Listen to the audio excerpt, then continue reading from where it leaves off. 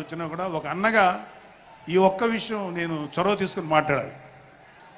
So మా అమ్మని అడిగాను, అంటే ఆవిడ నాతో చాలా ఫ్రెండ్లీగా ఉంటుంది. ఆవిడని అడిగా, ఏదో మాటల్లో వచ్చింది,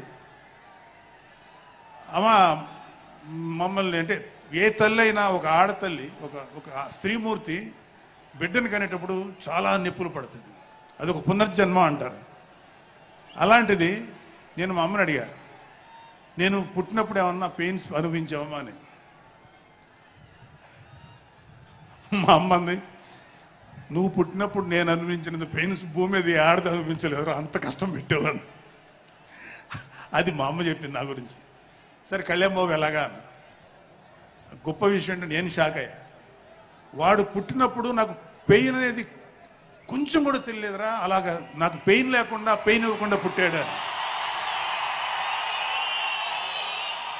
ఈ విషయం నేను కొంచెం షాక్ అయ్యా.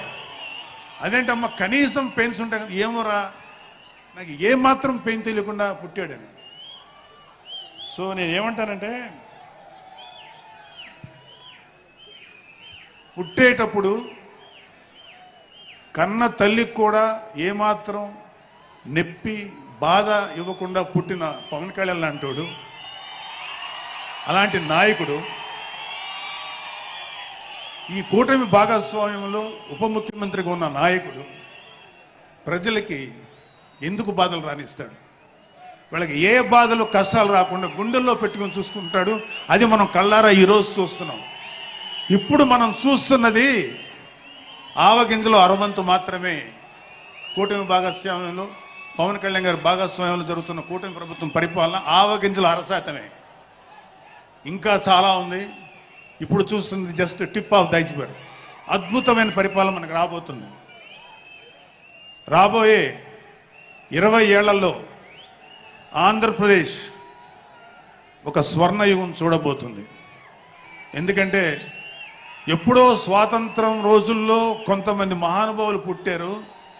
అలాంటి వ్యక్తి ఈ రోజు పుట్టడం, ఈ రోజు మన ముందు ఉండటం మన అదృష్టం. అలాంటి వ్యక్తి దగ్గర పని చేయడానికి ఇగో ఈ స్టేజ్ మీద ఉన్న ప్రతి ఒక్కళ్ళం గర్వంగా ఫీల్ అవుతున్నాం. మాకు పదవులు వచ్చినా రాకపోయినా ఆయనకు సేవ చేస్తాం. నేనేమంటానంటే, మీరందరూ తెలుసుకోవాల్సింది, మీరు పవన్ కళ్యాణ్ అంత గొప్పవాడు కండి, తప్పులేదు. రాకపోతే అంతగా అవ్వలేకపోతే ఒక గొప్పవాడికి అనుచరుడిగా మారండి, ఏదైనా మంచిదే.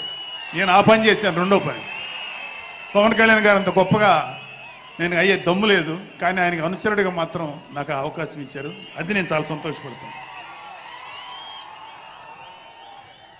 ఎందుకంటే ఇవాళ కళ్యాణ్ బాబు లాంటి వ్యక్తి, ఇక్కడ ఉన్నటువంటి మా నాయకులు ఎవరైనా సరే, మేము చూస్తున్నది కేవలం ఒక జనరేషన్ కాదు, రాబోయే 3-4 జనరేషన్స్. అంటే మీరు, మీ పిల్లలు, మీ గ్రాండ్ చిల్డ్రన్ ఎంత మంచి ప్రపంచాన్ని చూడాలి, ఎంత మంచి జీవితాన్ని చూడాలి, ఎంత చక్కటి అవకాశాలు రావాలి అనేటువంటి ఆలోచనతోటే ముందుకెళ్తున్నాం. ఖచ్చితంగా రాబోయే 20 ఏళ్లలో ఇది జరిగి తీరుతుంది.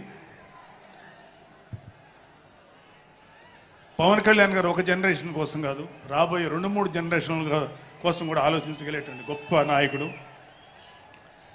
ఇంకొక చిన్న విషయం ఏంటంటే,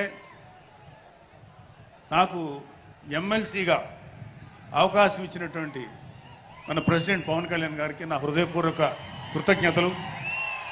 అలాగే నేను ఎమ్మెల్సీ కావటానికి నన్ను ప్రోత్సహించినటువంటి వ్యక్తులు, లేదా నేను ఎమ్మెల్సీగా ఉండాలని కోరుకున్న మీలాంటి ఎంతో అభిమానించే కార్యకర్తలు, అలాగే మా నాయకులు, ఆ రోజు నాకు సపోర్టుగా వచ్చినటువంటి మా నాయకులందరూ, మనోహర్ గారు, రామకృష్ణ గారు, విష్ణుకుమార్ రాజు గారు, లోకేష్ గారు, వీళ్ళందరికీ కూడా నా హృదయపూర్వక కృతజ్ఞతలు. అంటే దేవుడు అనేవాడు మనం అడిగితే వరాలు ఇస్తాడు, ఖచ్చితంగా వరాలు ఇస్తాడు. కానీ అడగకుండానే వరాలు ఇచ్చేవాడు పవన్ కళ్యాణ్. అతను ఏమని పిలవాలో మీరే డిసైడ్ చేసుకోండి. చివరిగా ముఖ్యమైన విషయం ఏంటంటే, జనసేనకి ప్రాణవాయువు లాంటి వాళ్ళు కార్యకర్తలు, వీర మహిళలు, జన సైనికులు, అభిమానులు.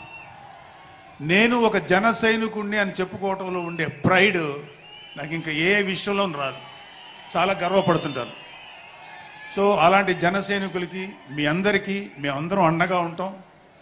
ఏదైనా చిన్న చిన్న ఇబ్బందులు తలెత్తినా అవన్నీ సరిచేస్తాం.